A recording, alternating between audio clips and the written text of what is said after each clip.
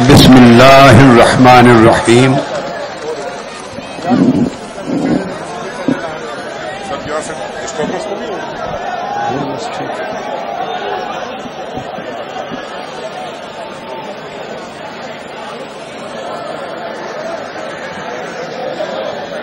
انقلاب مارچ کے شرکاء تھوڑا اگر آپ سب پیچھے ہو جائیں وہ محروم ہو جاتے ہیں ساتھ. آپ بھی بھائی سنا کریں پیچھے، بالکل ہی پیچھے، آپ خود بھی، ان کا بھی رائٹ ہوتا ہے سارا. یا انقلاب مارچ کے تمام شرکاء، میرے پاکستان کے معزز شہریوں، بزرگوں، بھائیوں، بیٹوں، ماؤں، بہنوں، بیٹیوں، معصوم بچوں اور بچیوں، جو اس گلشن انقلاب کے کھلتے ہوئے پھول ہیں، جن معصوم بچوں اور بچیوں کی خوشبو سے انشاءاللہ اس انقلاب کا گلشن مہکے گا، اور جن معصوم بچے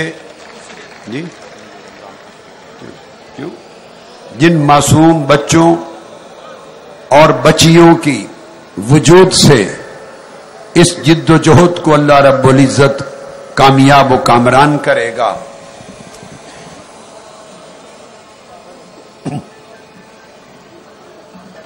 آج سب سے پہلے تو میں وزیرستان شمالی اور جنوبی ان کے متاثرین کے ساتھ اظہار یکجہتی کرتا ہوں، جن کا حق وفاقی حکومت اپنے وعدے کے باوجود پورا نہیں کر رہی. انہیں سمز دیے گئے تھے زونگ کمپنی کے کہ اس سمز کے ذریعے انہیں پیسے ملیں گے، مگر ہزارہ لوگ دھکے کھاتے پھرتے ہیں، ان کو پیسے نہیں ملے. اس میں وفاقی حکومت بھی تھی اور پنجاب کی حکومت بھی تھی. جب وہ شکایت کرتے ہیں تو وہ جواب ملتا ہے کہ تمہاری سم سے پیسے کسی اور نے نکال لیے ہیں. وہ ان کے سمز غریبوں کے پیسے نکالنے والے کون ہیں؟ یہی وفاقی صوبائی حکومتوں کے وزراء، جنہوں نے 65 سالوں سے 18 کروڑ عوام کی جیبوں سے پیسے نکال لیے ہیں. میں ان سے اظہار ہمدردی کرتا ہوں، اور اس کے ساتھ ڈی آئی خان، بنو، ٹانک، لکی مروت، کرک، کوہاٹ سمیت جتنے جنوبی اور شمالی اضلاع ہیں کے پی کے ان کو دعوت دیتا ہوں کہ اسلام آباد ان کے قریب ہے. مجھے علم ہے کہ ان کے دل اس انقلاب کے ساتھ دھڑک رہے ہیں. مجھے علم ہے کہ ان کی روحیں بیتاب ہیں. وہ اس انقلاب کو اس دھرتی پر ایک زندہ حقیقت دیکھنا چاہتے ہیں. اسی طرح نہ صرف اسلام آباد کے گرد و نواح بلکہ پنجاب، سندھ، بلوچستان، کشمیر اور سارا کے پی کے ان کے کروڑوں گھر جو ٹی وی اسکرین پر یہ مناظر دیکھ رہے ہیں کہ کس طرح ہمارے بھائی بہن اور ہمارے بیٹے بیٹیاں 18 کروڑ عوام کے حقوق کی جنگ لڑ رہے ہیں، ان کے مقدر کو بدلنے کی جنگ لڑ رہے ہیں، ان کی نسلوں کے مستقبل کو روشن کرنے کی جنگ لڑ رہے ہیں. میں کہتا ہوں کہ جو ضلع قریب ہیں وہ جس طور پہ بھی ہو سکے وہ پہنچیں. انقلاب کی گھڑی قریب آ رہی ہے. میں آپ کو بتا رہا ہوں ہم اپنے آخری فیصلہ کن مرحلے میں داخل ہو چکے ہیں. یہ حکومت آکسیجن پر تھی اور ان کے سلنڈر سے آکسیجن اب ختم ہونے والی ہے. اب نیا سلنڈر نہیں ملے گا. اب حکومت کے اقتدار کا میت انشاءاللہ اٹھا کر باہر پھینک دیا جائے گا، اور دفنانے کے لیے اس اقتدار کے میت کو قبر بھی نہیں ملے گی.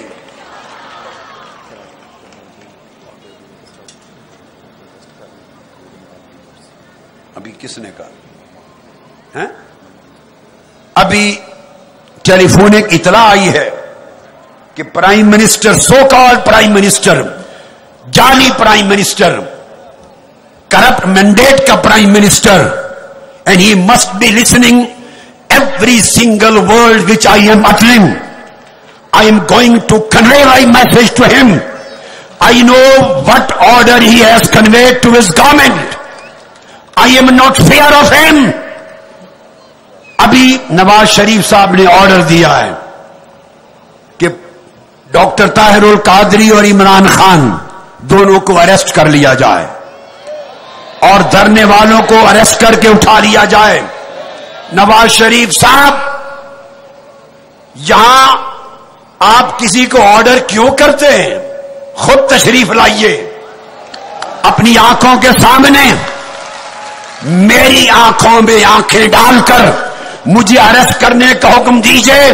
اگر آپ کی ٹانگیں نہ کاپی تو میں خود اپنے ہاتھ جیل کو دے دوں گا. سن لو، گرفتاری کے تمہارے آرڈر سے ہم ڈرنے والے نہیں ہیں. میرا کوئی ایک کارکن بھی نہیں ڈرے گا. یہ میرے ہاتھ ہتھکڑیوں کے لیے حاضر ہیں. یہ غریب، they have nothing left accept chains. وہ سب کچھ ان کا لٹ چکا ہے، اب صرف ہتھکڑیاں ہی تو رہ گئی ہیں. آؤ ڈالو ہتھکڑیاں، دیکھو تم میں جرت ہے یا ان انقلابیوں میں جرت ہے.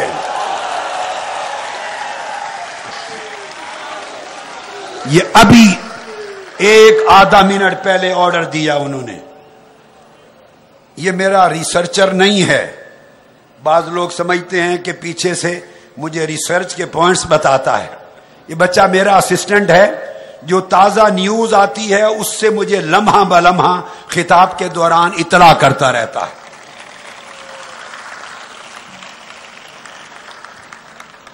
میں یہ بتانا چاہتا ہوں، جو بات توجہ طلب ہے وہ یہ، آج کی بات چودھری نثار صاحب نے اپنی پریس کانفرنس میں کہا ہے. اس میں انہوں نے کہا ہے کہ میں شکریہ ادا کرتا ہوں پی ٹی وی کے کیمروں، پی ٹی وی کا، کہ ان کے کیمروں کی آنکھ نے، وہ نوٹ دوسری کاپی پر تھا بیٹے وہ بھول آئے، پر میرے دماغ کی کاپی میں درج ہے، یاد ہے مجھے.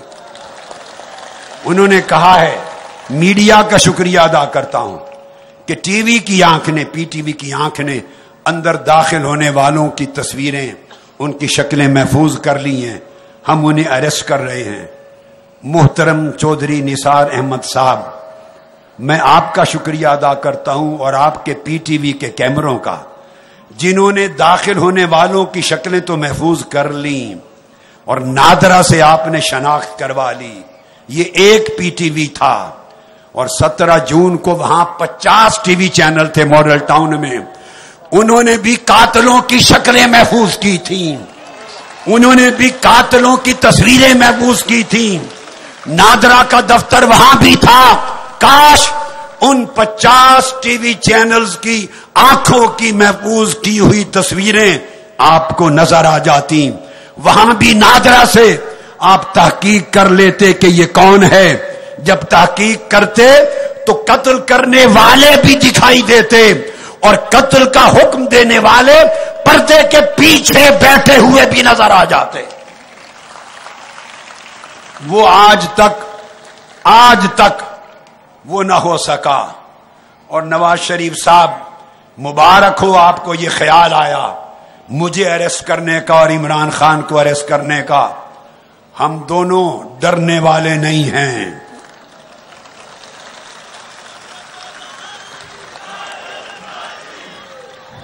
دونوں ڈرنے والے نہیں ہیں. ہم چاہتے ہیں آئیے، اریسٹ کیجئے، کریک ڈاؤن کیجئے، تاکہ آپ کے اقتدار کی عمر اگر 24 گھنٹے بھی باقی رہ گئی ہے تو اس کا بھی پہلے خاتمہ ہو جائے.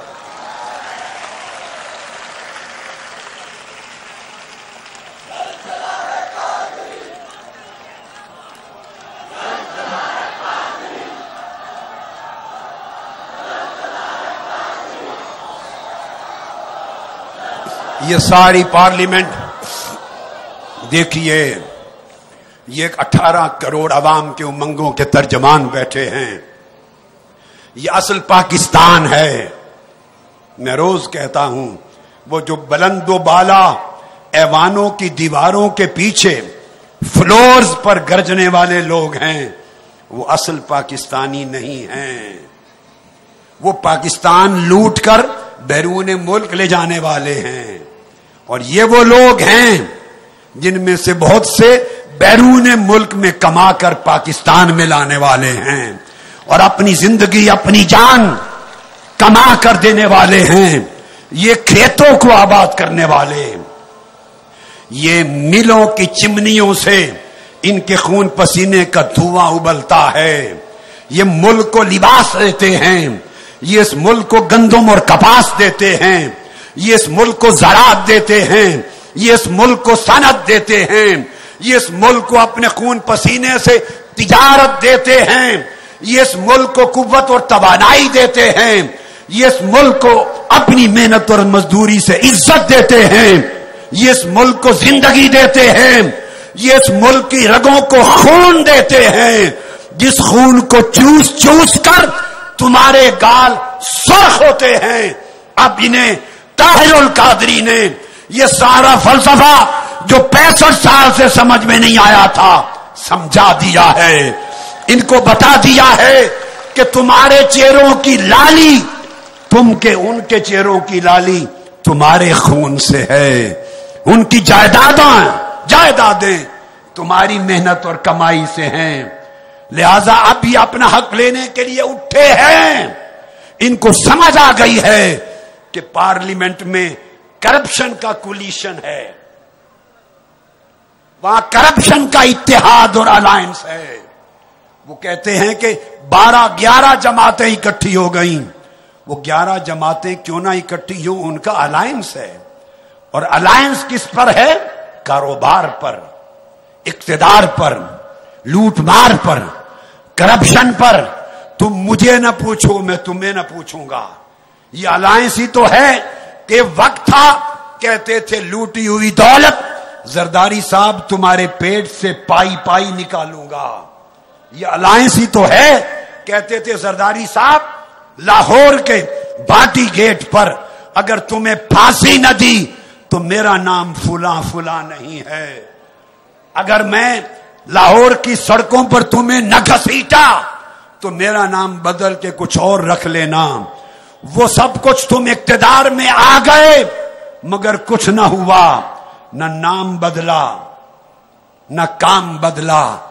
یہ وہ الائنس ہے جو ساری جماعتیں ایک دوسرے کے اقتدار کو لوٹ مار کو تحفظ دیتی ہیں. وہ 11 جماعتیں ایک طرف ہیں، یہ 18 کروڑ عوام ایک طرف ہیں.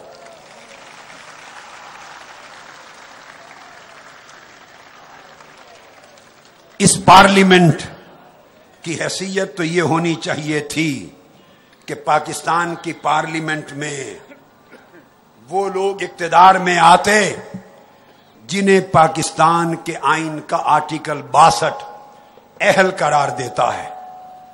یاد کر لو پاکستانیوں، آرٹیکل 62 کہتا ہے qualifications for membership of parliament. A person shall not be qualified to be elected or chosen as a member of the parliament unless کوئی شخص پارلیمنٹ کا ممبر منتخب ہونے کا اہل نہیں ہے جب تک وہ کیا نہ ہو، وہ دانا نہ ہو، وہ اچھے کردار کا نہ ہو، وہ زیرک نہ ہو، صاحب علم نہ ہو، با کردار نہ ہو، نیک سیرت نہ ہو، صادق اور امین نہ ہو، امانت دار اور دیانتدار نہ ہو. یہ آرٹیکل 62 اس کی کلاز DEFGH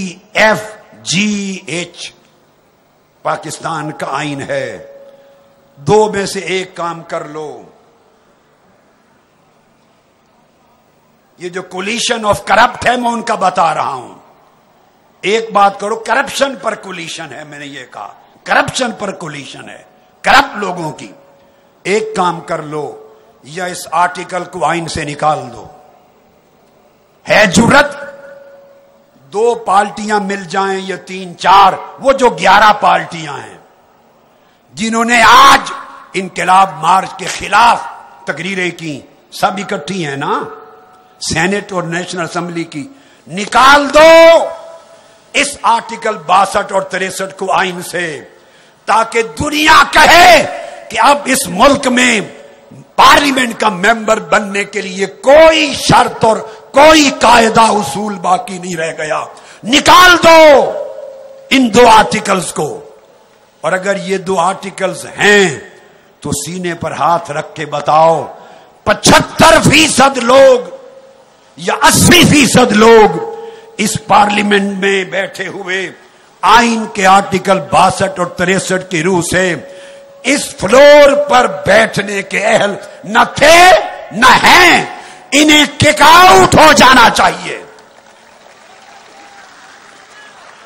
2 में से एक काम कर दो, या इन 2 आर्टिकल को निकाल दो आइन से, और अगर इन 2 आर्टिकल्स को नहीं निकालना तो इन मेंबरान को निकाल दो पार्लियामेंट से। ये आइन कहता है पाकिस्तान का। बोलिए हम कौन सा गैर आईनी मुतालबा लेकर आए हैं? कौन सा गैर आईनी मुतालबा लेके आए हैं? ये आइन आर्टिकल 63 कहता है कि जिस शख्स के जिम्मे अगर 10,000 रुपए का भी बिल था, टैक्स थे, बिजली, पानी, गैस या हुकूमत के कोई चार्जेस थे, 10,000, इलेक्शन के दिन नॉमिनेशन फाइल, पेपर्स फाइल करने से पहले सिर्फ 6 महीने का डिफॉल्टर था, 6 महीने का, उससे जायद। उस दिन बेशक वो पैसे जमा करा के आ जाए, तब भी वो इलेक्ट नहीं हो सकता। सारी दुनिया ने देखा, जितने डिफॉल्टर थे वो रसीद बनवाते थे, चालान फार्म, बैंक में जाके पैसे करवाकर जमा, और वहां नॉमिनेशन पेपर फाइल करते थे। इस आइन की धज्जियां उड़ाई गई, और किसने धज्जियां उड़ाई? Election commission of Pakistan, corruption commission of Pakistan, corruption commission of Pakistan ने धज्जियां उड़ाई। इस मुल्क के इलेक्टोरल प्रोसेस ने धज्जियां उड़ाई, इस मुल्क के केयर टेकर्स ने धज्जियां उड़ाई, इस आइन को रेजा रेजा कर दिया। आइन ने कहा जिस शख्स के जिम्मे 1 साल तक सिर्फ 20 लाख का कर्ज था, वो या उसकी फैमिली का कोई शख्स 1 साल पर 1 दिन भी ऊपर गुजर गया, भले उसने जमा करा दिया, वो पार्लियामेंट का मेंबर नहीं बन सकता। यहां 20-20 साल से कर्जे जमा न करवाने वाले वजीर आजम बने बैठे हैं। हम जब मुतालबा करते हैं गो नवाज, कहो कहो,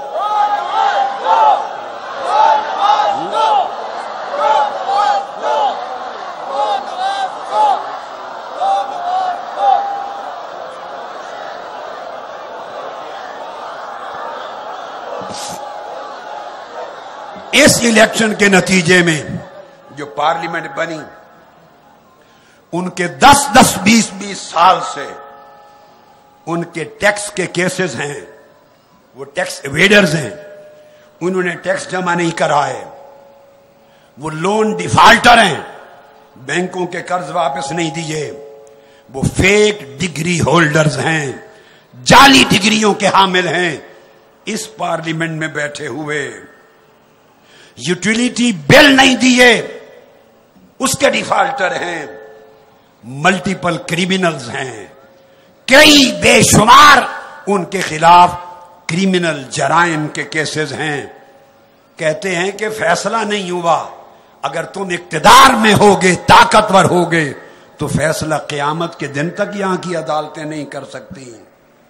ये वो लोग हैं जिन्हें पार्लियामेंट से बाहर होना था, मगर वो पार्लियामेंट के मेंबर ही नहीं, वज़रा और वजीर आजम बने बैठे हैं। सारी दुनिया ने इस तमाशे को देखा, किस तरह جدید دور کی تاریخ میں کوئی پارلیمنٹ اس کی مثال پیش نہیں کر سکتی. کل کا تازہ واقعہ ہے، کل کا یہ پیش کر رہا ہوں. کل کا برطانوی پارلیمنٹ کے ایک ایم پی نے، ایم این اے نے، کل اس نے اسٹیشنری یوز کی، یہ کاپی، کاغذ اور پین، وہ اپنی حد سے زیادہ یوز کی، ناجائز استعمال کیا. اس کو 1674 پاؤنڈز کا کل جرمانہ کیا گیا ہے اور جرمانہ ادا کیا اس نے. اسٹیشنری اپنی لمٹ سے زائد یوز، غلط استعمال کرنے پر وہاں جرمانہ ہوتا ہے. اور ایک شخص نے تھوڑے سے پیسے زائد اپنے بل میں جھوٹے ڈال دیے، اس کو ڈیسیٹ کر دیا گیا کئی سال پہلے. ایک شخص نے ریڈ لائٹ کراس کی اور بیوی کا نام ڈال دیا، تحقیق پر اس کو ممبرشپ ختم کر دی گئی. اس کو پارلیمنٹ کہتے ہیں. کیا شرم نہیں آتی آپ کو اپنی عمارت کو بھی پارلیمنٹ کہتے ہوئے کہ صبح سے شام تک یہاں جھوٹ کا کاروبار ہوتا ہے، یہاں لوٹ مار کا کاروبار ہوتا ہے، کرپشن کا کاروبار ہوتا ہے. یہ وہ پارلیمنٹ ہے کہ اتنا ظلم تو چائنا کے پرانے جاگیردارانہ دور کے میں بھی کبھی نہ ہوا تھا، روم کے بادشاہ کے اس وقت کی پارلیمنٹ میں کبھی نہ ہوا تھا، یونان اور مغل بادشاہوں کے دربار میں اتنے ظلم کبھی نہ ہوئے تھے، اٹلی کے پرانے دور میں کبھی اتنے ظلم نہ ہوئے تھے. جو تاریخ قدیم کی یادیں تمہاری کرپشن نے، ظلم نے، جبر نے، بربریت نے، جمہوریت دشمنی نے اور انسان دشمنی نے آج کے دور میں پیدا کر دی ہیں.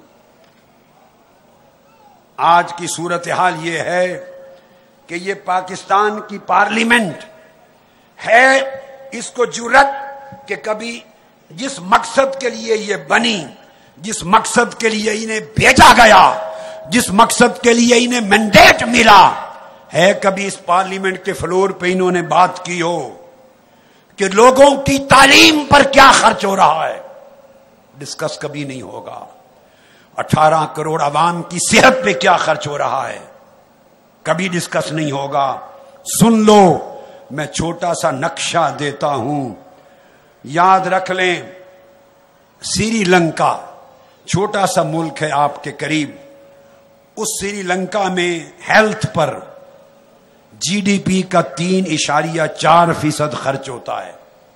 اب زیادہ ہو گیا ہے اس سے بھی بڑھ کر. ایک بہت ہی چھوٹا ملک ہے، آپ نے نام بھی نہیں سنا ہوگا، اسی سری لنکا، نیپال اور یہ اسی علاقے میں تبت کے قریب بھوٹان. اس بھوٹان میں اپنے عوام کی صحت پر 4.1% ان کی صحت پر جی ڈی پی کا خرچ ہوتا ہے. بنگلہ دیش جو 71 میں آپ سے جدا ہوا، اس میں عوام کی صحت پر 3.7% جی ڈی پی کا وہاں خرچ ہوتا ہے. انگولا ایک چھوٹا سا ملک ہے، دنیا کا نقشہ دیکھیں تو معمولی سا ڈاٹ نظر آئے گا. اس انگولا میں عوام کی صحت پر 3.5% خرچ ہوتا ہے. اور آپ دنگ رہ جائیں گے. افغانستان، اس میں صحت پر 9.6% خرچ ہوتا ہے جی ڈی پی کا، اور پاکستان میں 2% سے بھی کم جی ڈی پی کا خرچ ہوتا ہے. شرم آنا چاہیے. کم سے کم تر ملک دنیا کے افریقی ملکوں میں بھی اپنے عوام کی صحت پر جی ڈی پی کا خرچہ پرسنٹیج وائز زیادہ ہے. جس سیکٹر پہ خرچ ہونا چاہیے بدترین حد تک نیچے ہے. کبھی توفیق ہوئی اس پارلیمنٹ کو کہ اپنے گریبانوں کو پکڑیں اور اپنا محاسبہ کریں. کیا وجہ ہے ہم اربوں روپے کے بجٹ میں اپنے عوام کی غریبوں کی صحت پہ اتنا خرچ نہیں کر سکتے؟ اب تعلیم پر آئیے. انگولا ہی میں 3.5% جی ڈی پی کا تعلیم پہ خرچ ہوتا ہے. بنگلہ دیش میں بھی 2.2% خرچ ہوتا ہے تعلیم پر. بھوٹان میں 4.7% GDP کا تعلیم پر خرچ ہوتا ہے. اور سن لو پاکستان 1.9% خرچ ہوتا ہے. بتاتے 2.1 ہیں مگر وہ بھی نہیں خرچ ہوتا. 1.5% سے لے کر 1.9 کے درمیان. شرم سے ڈوب مرو. کون سی جمہوریت کی بات کرتے ہو؟ کون سے آئین کی بات کرتے ہو؟ کس پارلیمان کی بات کرتے ہو؟ یہ پارلیمنٹ تو اس لیے بنی تھی کہ عوام کی صحت کے مسائل حل کریں. یہ اس لیے بنی تھی کہ عوام کے بچوں کو تعلیم دیں. آئین تو کہتا ہے 100% تعلیم دی جائے. پرائمری اور سیکنڈری سیکٹر میں 41 سال گزر گئے آئین کو کہتے ہوئے، اور تم انتہائی نیچے گرے ہوئے ملکوں جتنا بھی خرچ اس ملک کی تعلیم پر نہیں کر سکتے. یہاں کے لوگ اس ملک کی معیشت پر غلط اعداد و شمار دیتے ہیں.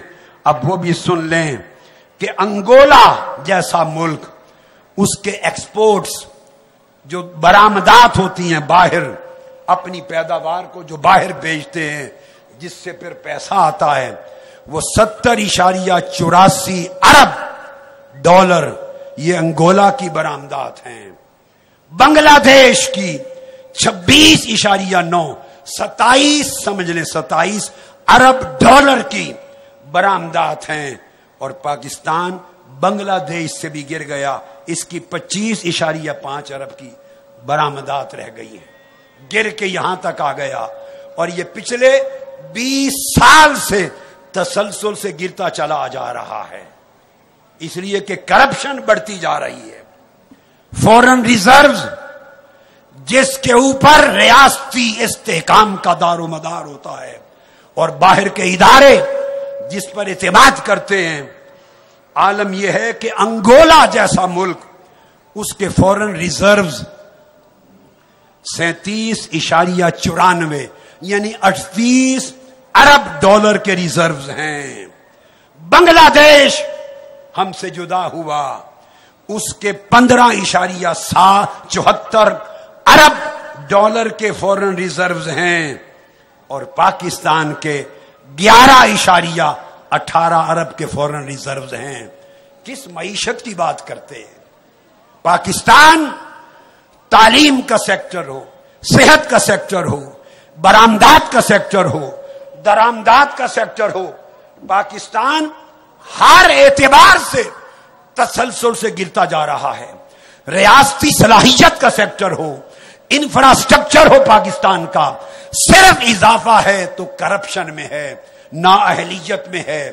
ہر چیز میں پاکستان کی ریاست اگر یہ رہ گئے تو میں بتا رہا ہوں ریاست پاکستان کا وجود خطرے میں ہے. یہ پاکستان کو غلامی کی زنجیروں میں جکڑ چکے ہیں. اللہ نہ کرے ان کے ہاتھوں کہیں خاتمہ نہ ہو جائے. میں فگرز دے رہا ہوں. بین الاقوامی اعداد و شمار کے مطابق، ورلڈ اکنامک فورم کے فگرز، گلوبل کمپیٹیٹیونیس انڈیکس GCI کے فگرز، ہے کوئی جو میرے ایک فگر کو چیلنج کر سکے؟ جرأت ہے کسی کی؟ پاکستان کا حال یہ ہے کہ پچھلے سال میں بتانا چاہتا ہوں، میں کیس اسٹیبلش کر رہا ہوں. Why is this revolution march? Why are we here? Why are we not satisfied with this so-called democratic system? Why are we not satisfied with this so-called parliament? Why are we not satisfied with bad governance of this government? Why are we here as protesters and marchers? The reason is that stability of Pakistan, existence of Pakistan is at risk. اگر وہ رہ جاتے، جمہوریت پہلے نہیں رہی، قانون پہلے نہیں رہا، آئین پہلے نہیں رہا، امن پہلے نہیں رہا، لوگوں کے حقوق پہلے نہیں رہے. ڈر یہ ہے کہ 2-3 سال رہ گئے تو شاید ملک بھی صفحہ ہستی سے اللہ نہ کرے کہ مٹ جائے. سنو، انٹلیکچل پراپرٹی، دماغ، brain, doctors, engineers, scientist, economist, आला तालीम याफ्ता तबका, PhDs, मास्टर्स, आला तालीम याफ्ता तबका, उसकी प्रोटेक्शन पाकिस्तान में नहीं हो रही। आप सुनिए, दंग रह जाएंगे कि पिछले साल रैंक्स में 148 मुल्कों के मुआजने में हम 109 नंबर पे थे।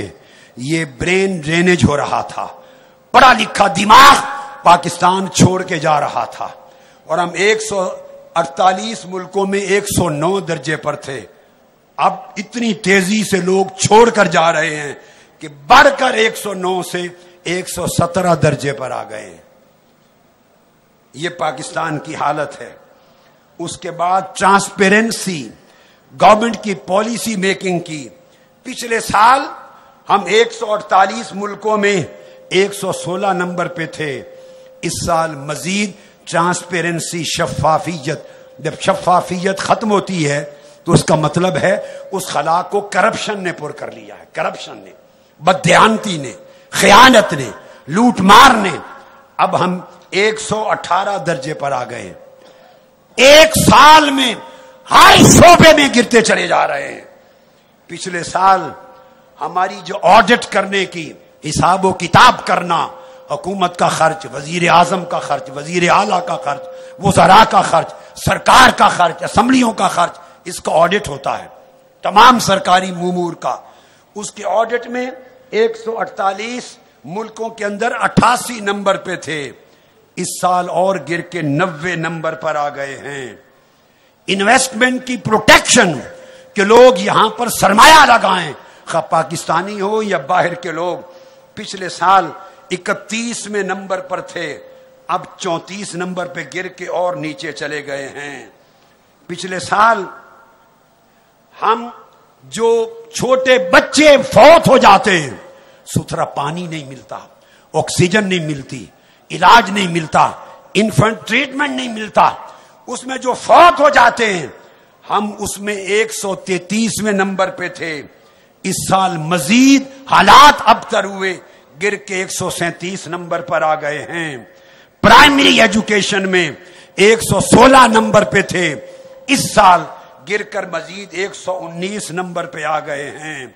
क्वालिटी ऑफ एजुकेशन, तालीम का मेयार, पिछले साल 2013-14 84 नंबर पे थे, इस साल 92 नंबर पे गिर के और नीचे आ गए हैं।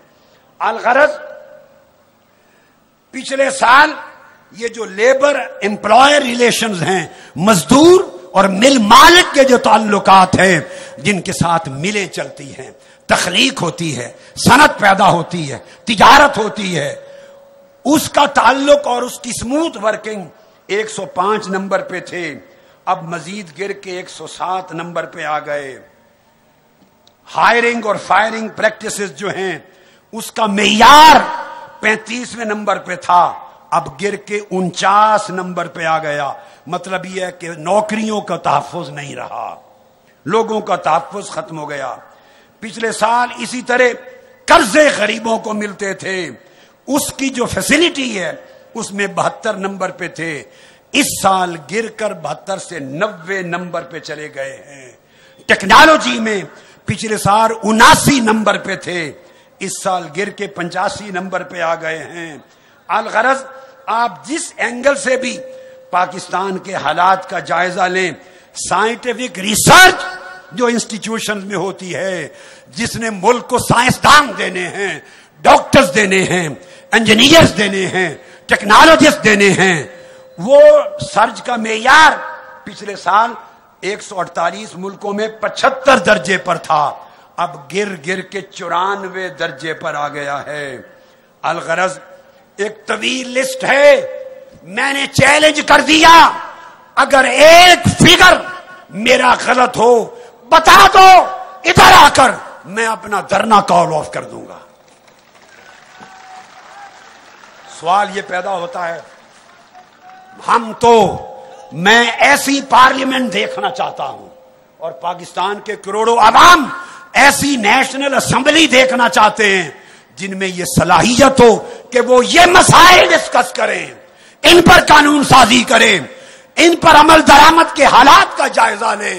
مگر آپ میں سے ہر شخص حلفاً قسم کھا کے کہہ سکتا ہے کہ 1.5 سال گزر جائے یا 5 سال، یہ مسائل تو یہاں ڈسکس ہی نہیں ہوتے، یہاں تو گالی گلوچ ڈسکس ہوتا ہے. اور 33% بندے بیٹھتے ہیں اور بقایا 66-70% مفت کے TADA حرام کے کلیم کرتے ہیں. غربت سن لیں 35% تھی، اب بڑھ کر 50% سے زیادہ ہو چکی ہے.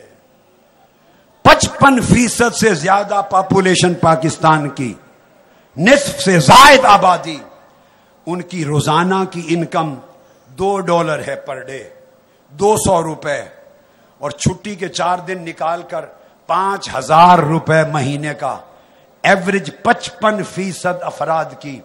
تو اگر 20 کروڑ کی آبادی ہے یا 18 کروڑ کی آبادی ہے تو 9 کروڑ لوگ وہ ہیں جن کی مہینے کی انکم 5,000 ہے، اور 5,000 صرف غریب سے غریب آدمی کے گھر کا بجلی کا بل آتا ہے.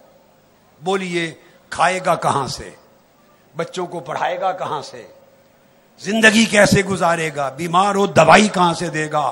یہ وہ ایشوز ہیں جس وجہ سے ہم اس پارلیمنٹ کو مسترد کرتے ہیں کہ وہ لوگوں کے مسائل پر کان بھرنے کے لیے تیار نہیں، وہ صرف لوٹ مار اور اپنے کاروبار پہ کنسنٹریٹ کرتے ہیں. اور سنیں، صرف 2% آبادی اس ملک میں ایسی ہے. کتنی؟ 2%، جن کی روزانہ کی انکم $6 سے $20 ہے، یعنی 600 سے 2,000 یہ روز کی ایوریج ہے. UK میں، US میں اور باہر کے ملکوں میں اس سے زیادہ ایوریج ایک عام مزدور کی فی گھنٹہ ہوتی ہے. $6 ایک عام مزدور کی، وہاں $10 سے کم نہیں ہوتی، $15 بھی ہوتی ہے. وہاں مزدور کی 1 گھنٹے کی انکم $10، $15، $20 ہے. یہاں صرف 2% لوگ اتنی انکم لیتے ہیں جتنے باہر کی دنیا میں مزدور 1 گھنٹے کی لیتا ہے. بولیے یہ کیوں نہ انقلاب مارچ پر آئے؟ آپ کہتے ہیں یہ کیوں آئے ہیں؟ کر لو انہیں گرفتار، کر لو گرفتار. ہاں یہ مجرم ہیں، یہ باغی ہیں، یہ باغی ہیں چونکہ نظام ان کو روٹی نہیں دیتا. ہاں یہ باغی ہیں، نظام ان کے بچوں کو پینے کا ستھرا پانی نہیں دیتا. ہاں یہ باغی ہیں چونکہ یہ مرنے کے قریب بھی ہوں تو انہیں علاج کے لیے ایک ٹیکہ نہیں ملتا. ہاں یہ باغی ہیں کہ ان کے بچوں کو تعلیم کا پیسہ نہیں ہے. ہاں یہ باغی ہیں چونکہ ان کے بچے پڑھ جائیں تو ان کو روزگار نہیں ملتا. ہاں یہ باغی ہیں کہ ان کی بیٹی کی عزت کوئی وڈیرا لوٹ لے تو اس کی عزت کی حفاظت نہیں، پرچہ درج نہیں ہوتا.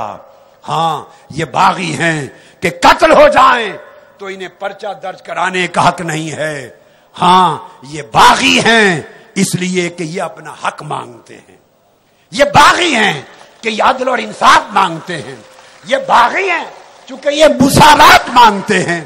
یہ باغی ہیں کہ جو وعدہ انہیں قائد اعظم اور آئین پاکستان نے کیا یہ اس وعدے کا پورا کرنا مانگتے ہیں. انہیں گرفتار کیوں کرتے ہو؟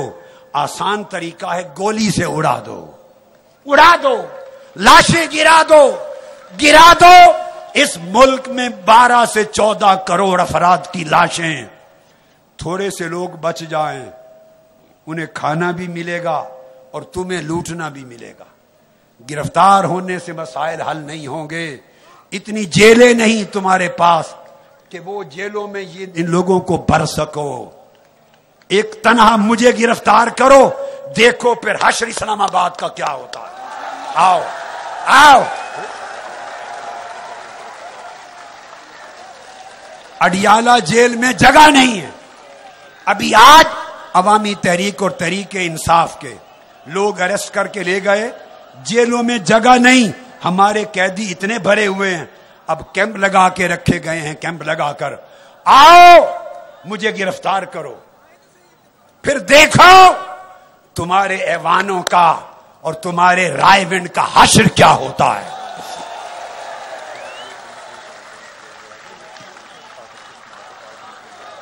طاقت کے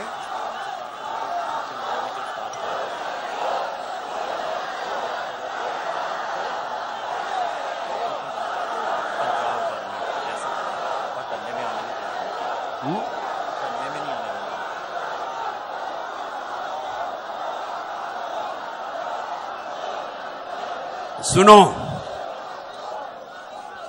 پنجاب گورنمنٹ نے اسلام آباد شہباز شریف صاحب چلا رہے ہیں،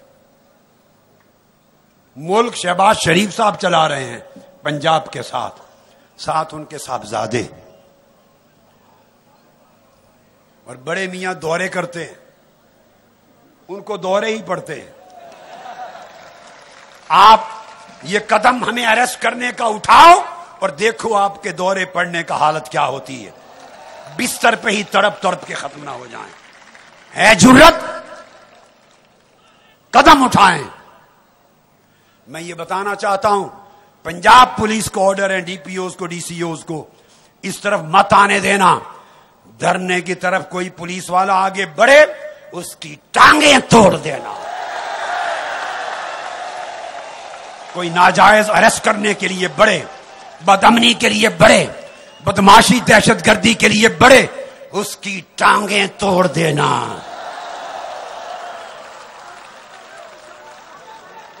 یہ دہشت گرد ہیں. آپ دہشت گردی سے نہ یہ انقلاب مارچ ختم کر سکتے ہیں، نہ یہ دھرنا ختم کر سکتے ہیں. یہ دھرنا آپ کے اقتدار کا مرنا ثابت ہوگا. یہ دھرنا انشاءاللہ آپ کے اقتدار کا مرنا ثابت ہوگا. یہ غریب پہلی بار نکلے ہیں، انہیں حقوق کا علم نہ تھا. جو شخص مجھے ملتا ہے اللہ کی عزت کی قسم، خیبر پختونخوا سے آئے، آج مختلف علاقوں سے، وزیرستان سے آئے، سندھ سے آتے ہیں، بلوچستان سے، ہر شخص آنے والا قسم کھا کے کہتا ہے کہ ڈاکٹر صاحب آپ نے پورے ملک میں گھر بیٹھے ہوئے خاندانوں کے دلوں اور دماغوں میں انقلاب برپا کر دیا. سوچیں بدل گئی ہیں، ان کو حوصلہ دے دیا ہے، انہیں کھڑے ہونے کی جرت دے دی ہے، انہیں للکارنے کی جرت دے دی ہے. ہمارا انقلاب، ایک انقلاب تو آ چکا. سوئے ہوئے جاگ گئے، پست ہمتوں کو ہمت آ گئی، بیٹھے ہوئوں کو کھڑا ہونا آ گیا، مایوسوں کو یقین کا نور مل گیا، اور جو سمجھتے تھے ہمارا کوئی مستقبل نہیں، انہیں جابروں طاقتوروں کو للکارنے کی ہمت مل گئی. ایک انقلاب آ گیا ہے، یہ طویل المیعاد انقلاب ہے جو سارے پاکستان کا مستقبل بدل دے گا. اور ایک انقلاب قلیل المیعاد ہے، چند دنوں کی بات ہے، چند دنوں کی بات ہے، چند دنوں کی بات ہے. کہو سب، چند دنوں کی بات، چند دنوں کی بات، چند دنوں کی بات ہے، چند دنوں کی بات ہے، چند دنوں کی بات ہے. ایک انقلاب یہ بھی آئے گا انشاءاللہ، جلد آئے گا. مجھے فخر ہے اپنے عمر رسیدہ بزرگوں پر، جوان بھائیوں پر، بیٹوں پر، چھوٹے بچوں پر، اور فخر ہے مجھے سیدہ فاطمہ الزہرا، ام المومنین حضرت عائشہ صدیقہ، سیدہ خدیجہ الکبریٰ، سیدہ کائنات فاطمہ الزہرا اور سیدہ زینب، ان کی باندیوں پر فخر ہے جنہوں نے انقلاب میں جان ڈال دی ہے، انقلاب میں جان ڈال دی ہے. تم کس کس سے لڑو گے؟ کس کس سے لڑو گے؟ کس کس کو گرفتار کرو گے؟ کس کس کے بازو زنجیر میں ڈالو گے؟ کس کس پر ہاتھ اٹھاؤ گے؟ کتنی جانیں تلف کرو گے؟ کتنے خون بہاؤ گے؟ اب لوگ اس طرح جاگ گئے ہیں، ان میں سے ایک ایک شخص کے خون کے قطرے سے نیا ڈاکٹر طاہر القادری نکلے گا.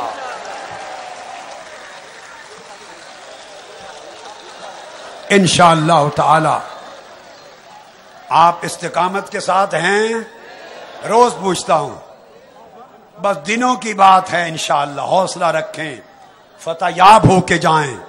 اس حال میں جائیں کہ فتح کا سورج طلوع ہو اور افق پر طلوع ہوتا ہوا دیکھیں، اور آپ نسلوں کو بتا سکیں جب پاکستان بدلا تھا، جب نئے دور کا آغاز ہوا تھا تو ہم اسلام آباد میں تھے، اتنے عرصے سے تھے، رات دن جاگ رہے تھے، اور اللہ نے ہمیں عزم مصمم کا پہاڑ بنایا تھا. ہم اس جد و جہد میں شریک تھے، اور فتح کے سورج، نئے پاکستان، بدلے ہوئے نئے دور کے ابھرتے سورج کی کرنوں کو ہم نے آنکھوں سے دیکھا تھا. آپ ایک نئی تاریخ کی گواہ بن رہی ہیں. انشاءاللہ فتح ہوگی، کامیابی و کامرانی ہوگی. کون کدھر ہے؟ اس طرف آئیں. میں خوش آمدید کہتا ہوں. کتنے افراد آئے؟ آپ ہٹ جائیں ذرا.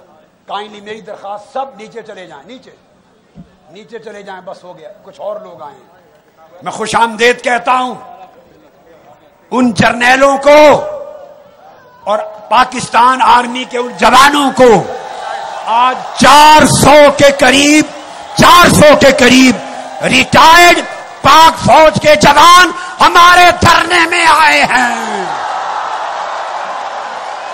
ہاتھ اٹھائیں، ہاتھ اٹھائیں.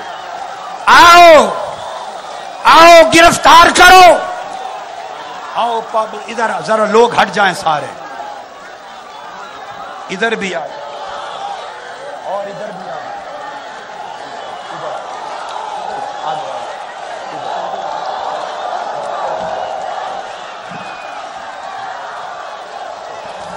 آج ریٹائرڈ پاک فوج کے ریٹائرڈ جوان، اس انقلاب نے ان کو بھی گھروں میں بیٹھنے نہیں دیا. وہ اب نکل آئے ہیں. پہلے زندگی میں پاکستان کی سرحدوں کی حفاظت کرتے تھے، اب پاکستان کے نظریے کی حفاظت کریں گے، اگلی نسلوں کی حفاظت کریں گے. یہ انقلاب ایک ایک گھر میں آئے گا، ایک ایک دل میں آئے گا، ایک ایک دماغ میں آئے گا. کتنوں کو گرفتار کرو گے، کتنوں کا خون بہاؤ گے. یہ جھنڈا ہے، کہو ترانہ، اس جھنڈے کے سائے تلے ہم ایک. میں لہراتا ہوں، ترانہ چلاؤ. وہ اس پرچم ترانہ چلاؤ.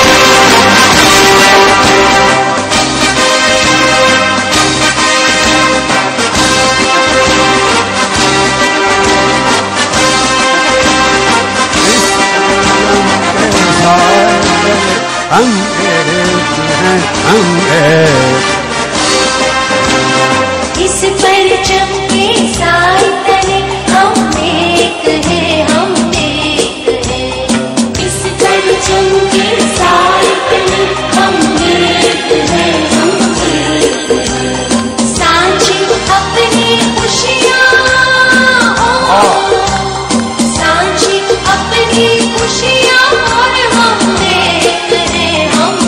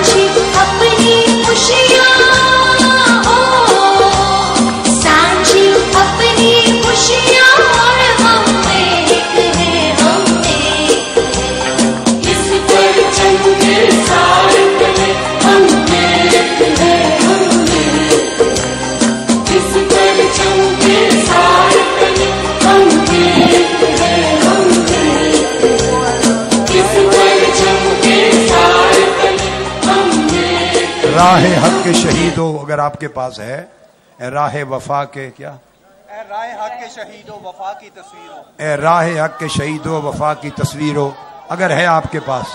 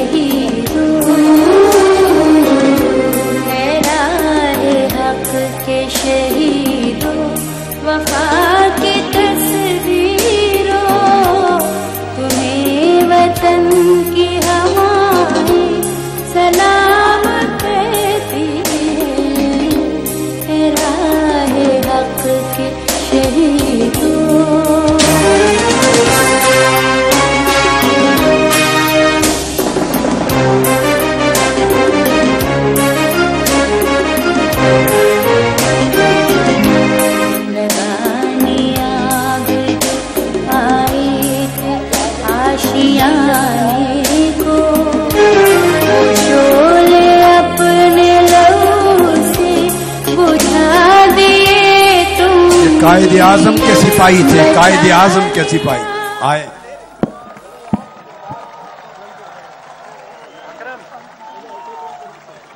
अकरम डॉक्टर साहब के साथ जरा खड़े हो सर, एक मिनट हाथ नीचे कीजिएगा।